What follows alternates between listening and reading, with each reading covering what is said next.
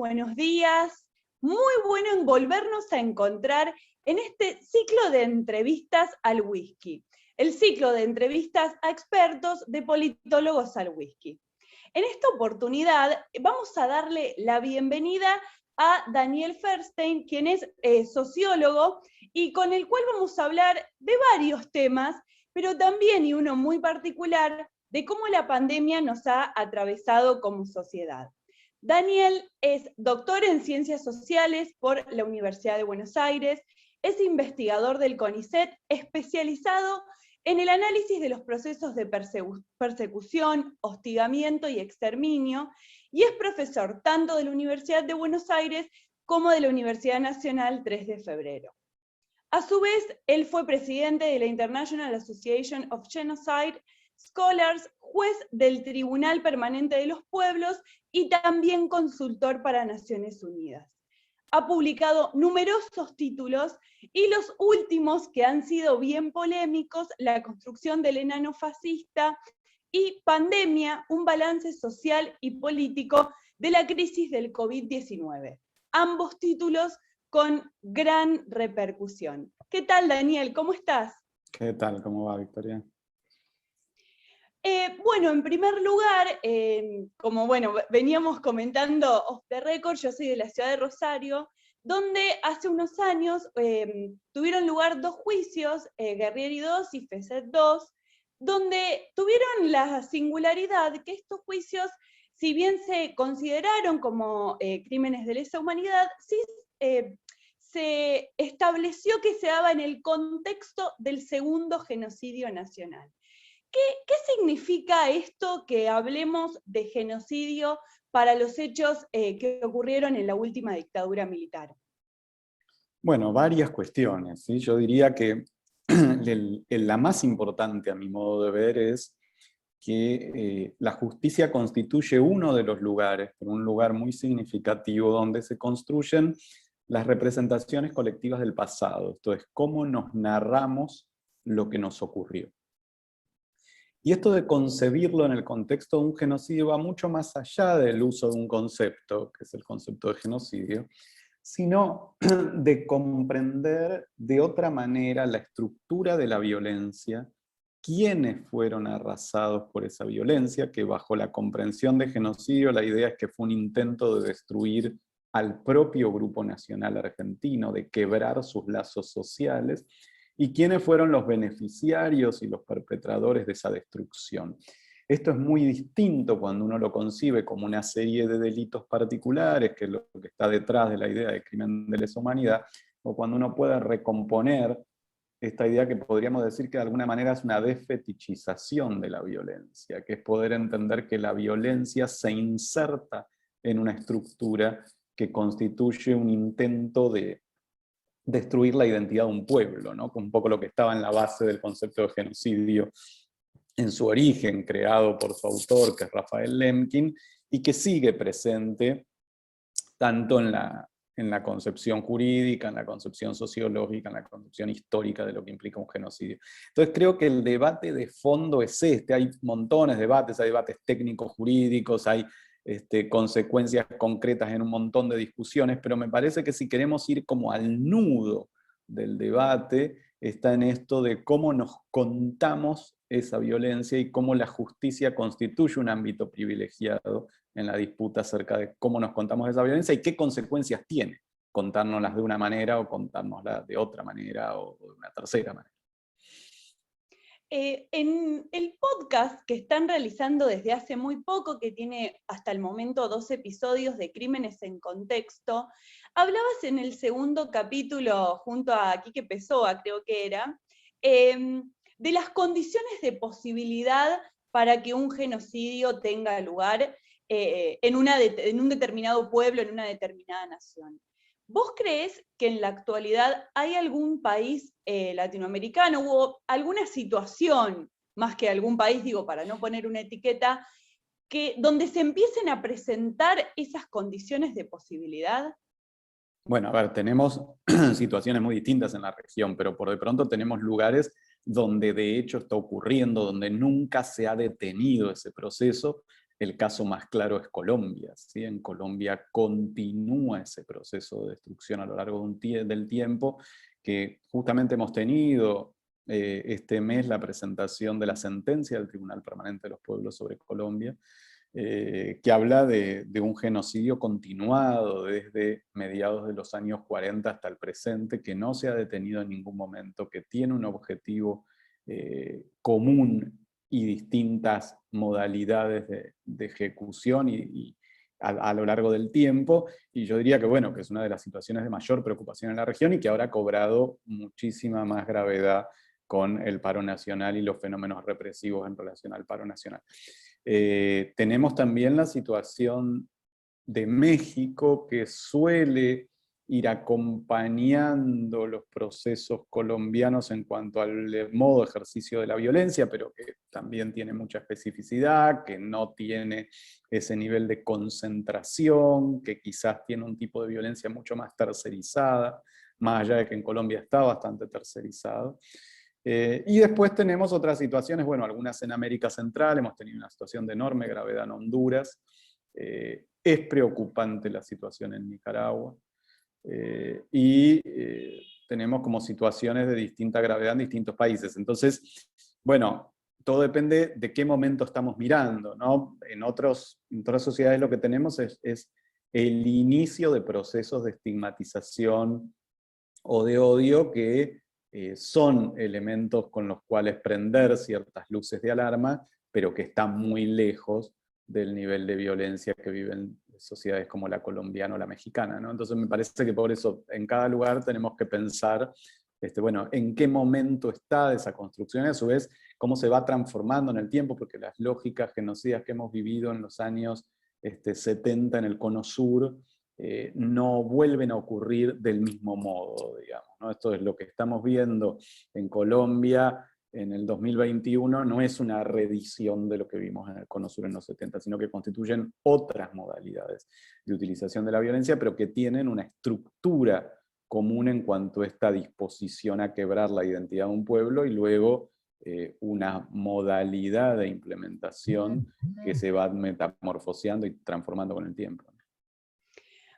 Uno de los casos que a mí me llamaba la atención es un periodista bastante reconocido, Bruno Bimbi. Él insiste en categorizar como genocida a Bolsonaro por su maltrato o por la manera en que gestionó la pandemia en Brasil. ¿Vos pensás que es adecuado o que, digamos, que provee algún beneficio categorizar como genocidio el manejo de la pandemia en Brasil por el presidente? Yo creo que no nos ayuda, porque la idea del concepto de genocidio justamente da cuenta de una intencionalidad de destrucción, y una intencionalidad de destrucción que busca justamente quebrar la identidad de un pueblo. Y me parece que lo que muestra Brasil con el triunfo de Bolsonaro es justamente un momento muy inicial del desarrollo de algunas prácticas de hostigamiento a organizaciones sociales o a sectores populares y de estigmatización, que lo que vemos es que son los primeros momentos de lo que podría llevar a un proceso social genocida. Y en ese sentido lo que decía es claramente una señal de alarma. Incluso en los años previos al triunfo de Bolsonaro ya comienza un proceso de ataque a las organizaciones populares que se va a acentuar bajo el gobierno de Bolsonaro. Pero esto es como un tipo de circuito y la ineptitud del gobierno de Bolsonaro al lidiar con la pandemia, el negacionismo, la falta de medidas de cuidado, es otro conjunto de prácticas que pueden tener puntos de conexión, pero que no sería bueno interpretarlas con el mismo concepto porque nos destruye la potencia de ese concepto. Esto es, Bolsonaro ha sido responsable de la muerte de centenares de miles de brasileños al día de hoy, y esto tiene enorme gravedad, pero no ha habido en esa muerte de centenares de miles de brasileños una intención de destrucción de la identidad del pueblo brasileño, sino lo que ha habido es un profundo negacionismo de una situación sanitaria y la ineptitud para gestionar esa catástrofe.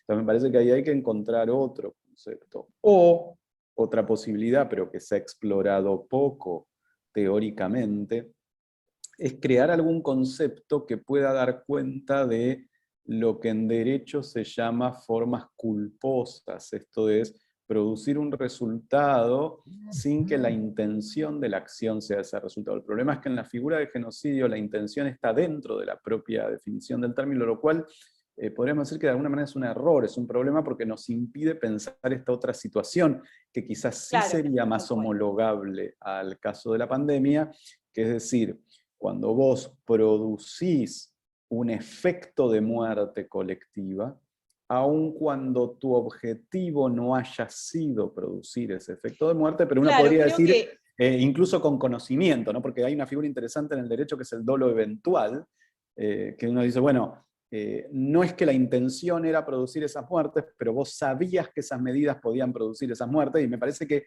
en esa clave podría pensarse con más inteligencia la cuestión de la pandemia en Brasil, ¿no? Claro, creo que vos también hablabas de esto en este podcast, cuando te consultaban si aquellas políticas neoliberales que son, que destruyen entramados sociales en términos económicos, en términos sociales, también podían ser concebidos de esta manera, y teníamos como esta complejidad, ¿no?, de pensar la intencionalidad o no, y el resultado, Y que a no es pesar lo de ser mismo, ¿no? políticas de producción de muerte, como vos bien decías. Exacto, exacto, pero que no es lo mismo, me parece importante distinguir más allá del concepto que usemos, si trabajamos o no con el concepto de dolo eventual o de culpa, es importante entender que no es lo mismo en términos sociales y en términos políticos que la intención sea producir esa destrucción a que la intención no esté como guía fundamental de la acción. Hay una diferencia muy importante y a la hora de la comprensión, pero a la hora también de la acción política central esa distinción.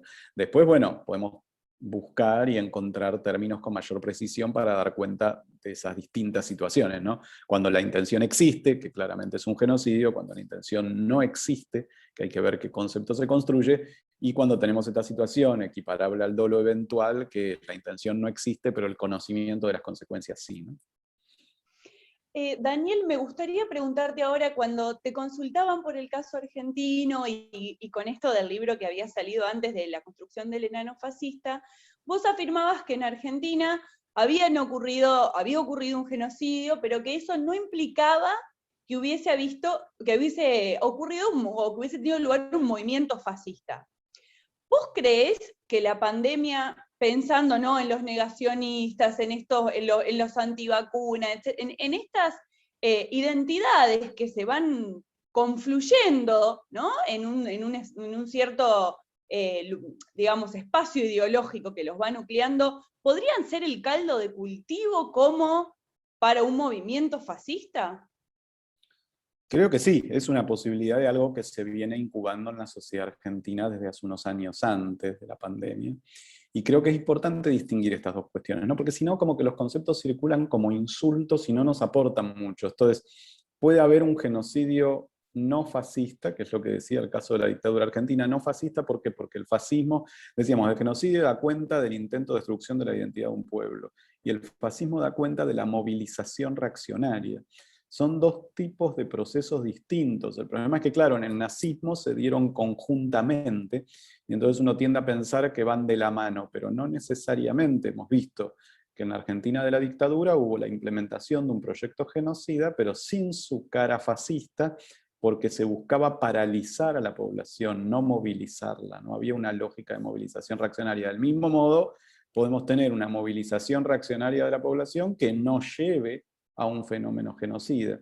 Y podemos tener también la confluencia de las dos corrientes. Creo que efectivamente en la Argentina ha habido el caldo de cultivo de algo que no conocíamos demasiado, que es esta movilización reaccionaria de distintos sectores de la población. Esto es, salir a la calle a expresar el odio, ¿sí?, organizadamente.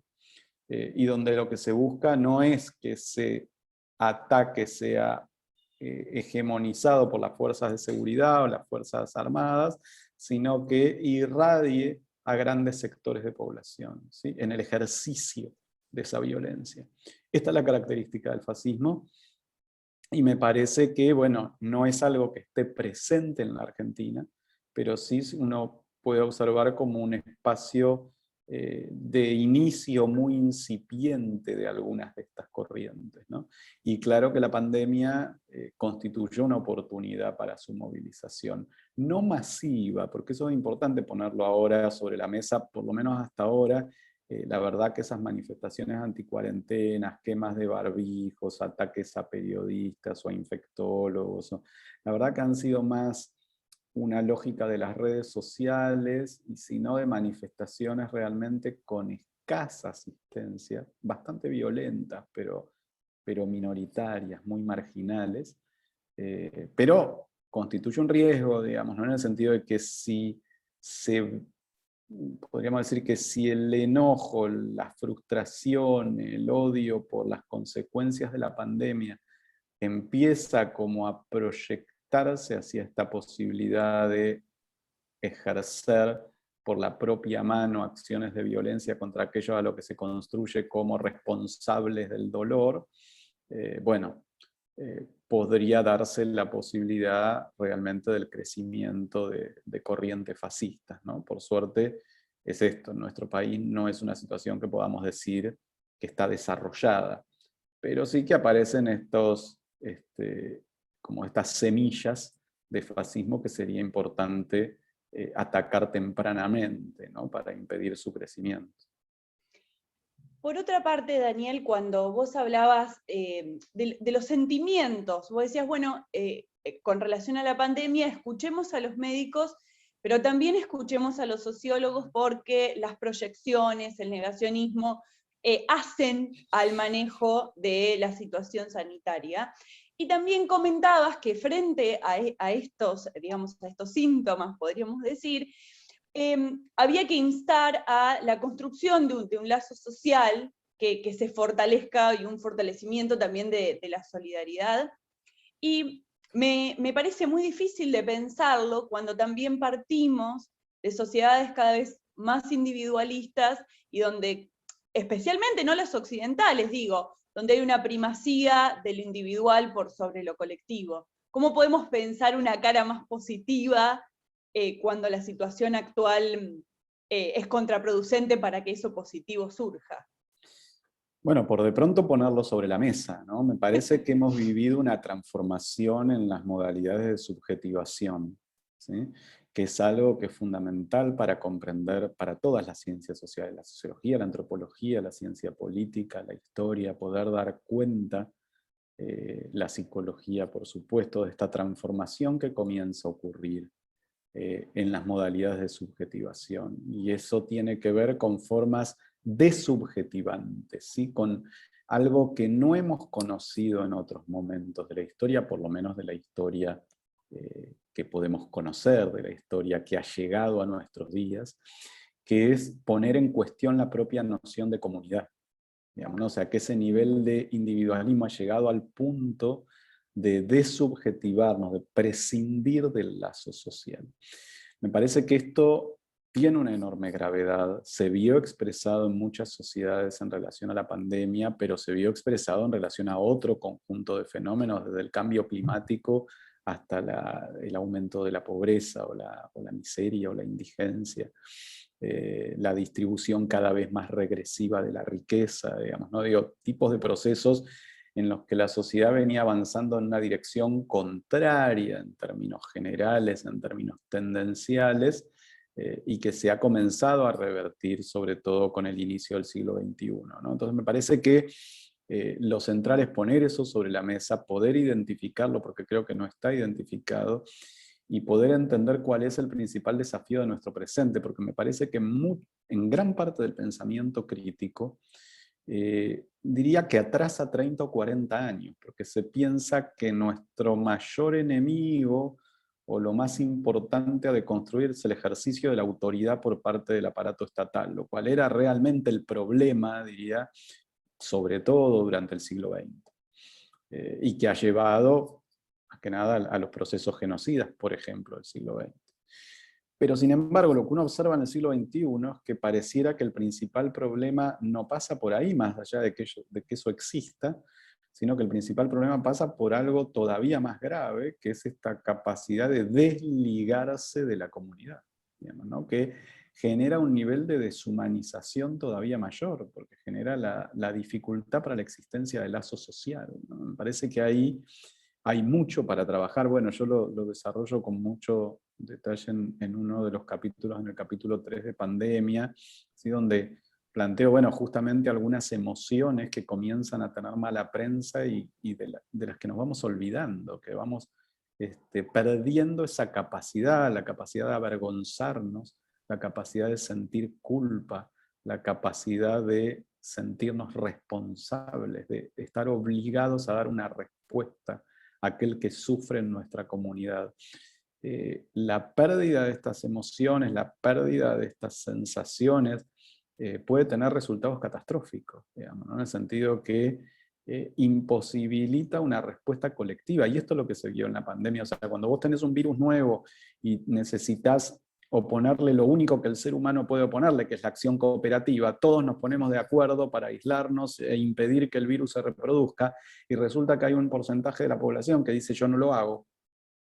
Bueno, esto te impide una respuesta colectiva, digamos, ¿no? Y además que lo dice convencido de una modalidad de subjetivación que ha tenido mucho éxito, que es que nada me ata a una respuesta colectiva, que nada me ata a una respuesta social. Bueno, me parece que este es el mayor desafío contemporáneo, ¿no? Y que, bueno, hay algunos autores que lo han comenzado a ver, muy tempranamente Zygmunt Bauman, de un modo muy profundo Luigi Soja, de una forma particularmente rica desde el psicoanálisis Silvia Bleichmar. Digo, hay una cantidad de autores que lo comenzaron a identificar ya a fines del siglo XX, la última década del siglo XX y sobre todo la primera del siglo XXI. Pero bueno, es un fenómeno que tenemos ante nuestros ojos y al que no se le presta, me parece, suficiente atención.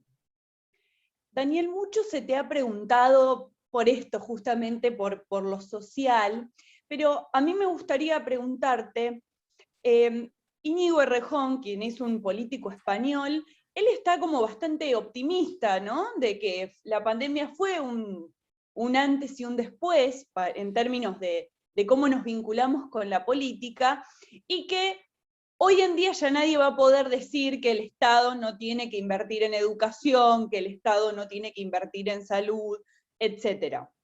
¿Cómo imaginás vos, o qué es lo que vos podés analizar en términos de la vinculación con el Estado, y también pensando en las políticas neoliberales que tuvimos hace muy pocos años, que también iban como en esa corriente de dejar hacer, dejar pasar, y que esta pandemia claramente puso en tela de juicio? Sí, yo creo que en algunas posturas, y incluyo ahí a Íñigo y también a Zizek para el caso, hay cierto facilismo de pensar que los fenómenos de representación son automáticos. ¿Sí? Esto es, que nosotros vemos una realidad y entonces automáticamente comprendemos el desafío que esa realidad nos plantea. Y los fenómenos de representación son más complejos, y por lo tanto requieren que podamos hacer observable esa realidad, que no es un hecho automático y que depende de la acción política. Entonces, lamentablemente no se dieron esos pronósticos en nuestras sociedades. En la propia España ha crecido más la extrema derecha que una izquierda que recupere el valor de la inversión estatal. Entonces, por más que yo puedo compartir el trasfondo ético del planteo de un Zizek o de un Íñigo, me parece que les está faltando como la articulación con la acción política necesaria para que eso ocurra. Claro. Y que no hay automaticidad, ¿sí? Que esto es, que si eso no ocurre y sigue primando esa hegemonía neoliberal en la subjetivación, ni siquiera una catástrofe de este tipo, ni una catástrofe 10 veces peor, va a producir una reversión. Y lo que estamos viendo en muchas sociedades es que esto no es automático, que la dirección no es necesariamente la de una mayor toma de conciencia sobre la importancia de la respuesta colectiva. De pronto, en algunos casos sí, igual hay que ver cómo va a seguir desarrollándose eso. No sé, Trump pierde la elección por su posición y su desmanejo de la pandemia, y es probable que algo parecido le pase a Bolsonaro en Brasil, e incluso puede ser que le pase también a la socialdemocracia sueca en una comparación con lo ocurrido en otros países escandinavos. pero eso no implica automáticamente que la reversión sea una reversión de estas formas de subjetivación. Es una potencia, es una posibilidad, podrá ocurrir si podemos hacer un balance colectivo que se construya políticamente, que se trabaje desde las organizaciones y que pueda poner esto sobre la mesa. De otra manera, bueno, seguirán trabajando los intelectuales orgánicos del poder en justamente, como ha ocurrido en la Argentina, y es bastante triste, en terminar echando la culpa del sufrimiento a los cuidados, en lugar de poder ver el sufrimiento que generó la dificultad para implementar los cuidados. Una última pregunta, Daniel, para no robarte mucho más tiempo, y también para terminar de pensar un poco la política y el Estado. En una de tus intervenciones en la red social de Twitter, hablabas, ¿no?, de este concepto que venimos trabajando, de la noción de comunidad, y de cómo la maquinaria capitalista que había podido acumular lo necesario como para redistribuir y frenar para cuidarnos, finalmente preservó la ganancia frente a estos cuidados. En todo esto, me gustaría que me des una opinión sobre lo que se intentó hacer en Argentina con el impuesto a las grandes fortunas, y si consideras a este momento, digamos, siendo casi ya julio, que fue una oportunidad perdida. No, a ver, ni una cosa ni la otra. Lo que hizo Argentina con el impuesto a las grandes fortunas fue más o menos lo que hicieron gran parte de las sociedades capitalistas, e incluso diría con bastante tibieza en Argentina. Digo, sociedades como la alemana o gran parte de Europa implementaron impuestos muy superiores a las grandes fortunas. Y sociedades como la estadounidense, que es como el paradigma de la subjetivación neoliberal, han planteado la apertura a la discusión sobre la necesidad de esos impuestos. Entonces, creo que en la Argentina, bueno, fue un camino correcto, demasiado tibio, creo que fue tardío y pequeño, que podría haber sido quizás más temprano y más fuerte, y eso hubiese permitido otra manera de abordar las consecuencias económicas de la pandemia, pero que es una buena dirección y que es un proceso que puede continuar así. Hay que ver si hay una voluntad política de ponerlo sobre la mesa y de qué manera. Bueno, ahora comenzó a discutirse el impuesto a las empresas multinacionales. Son discusiones que están circulando en todo el mundo, que han llegado a la Argentina, donde quizás lo interesante es esto, que Argentina de pronto está, pese a un gobierno que en principio debiera ser más favorable, está abordándolas con exagerada tibieza, para el nivel de gravedad que tiene la situación, ¿no? Pero que no quita que no sea una dirección correcta y que ojalá que pueda explorarse con mayor profundidad. Muchísimas gracias, Daniel, por haber compartido este tiempo conmigo y con toda la gente de Politólogos al Whisky. Estamos sumamente agradecidos por tus comentarios y también por cómo nos interpelás en las redes sociales y con las notas y con todo el material que hay para leer. Te agradecemos muchísimo. No, por favor, muchas gracias a ustedes. Una entrevista más de Entrevistas al Whisky. Esta vez tuvimos la oportunidad de hablar con Daniel Feldstein, quien es doctor en Ciencias Sociales por la Universidad de Buenos Aires, investigador del CONICET, quien se ha especializado en el análisis de los procesos genocidas, quien además también dirige el Observatorio de Crímenes de Estado, los estudios sobre genocidios, y quien tiene numerosas publicaciones sobre el tema, también publicaciones más de difusión. Los invitamos a que accedan, a que compren, a que fomenten también la discusión crítica sobre el manejo de la pandemia, con su último texto, Pandemia, un balance social y político de la crisis del COVID-19. Pueden seguir a Daniel en Twitter, @DanielFers, y pueden escucharlo en el podcast que está produciendo el Centro de Estudios sobre Genocidio y la Universidad Nacional de 3 de Febrero, que se llama Crímenes en Contexto. Todo el contenido de Politólogos al Whisky lo pueden encontrar en nuestra cuenta de Twitter y de Instagram, Poli al Whisky, como también en nuestra cuenta de YouTube, Politólogos al Whisky. Les agradecemos a todos por haber atendido a esta maravillosa entrevista y esperamos verlos muy pronto. Nos vemos.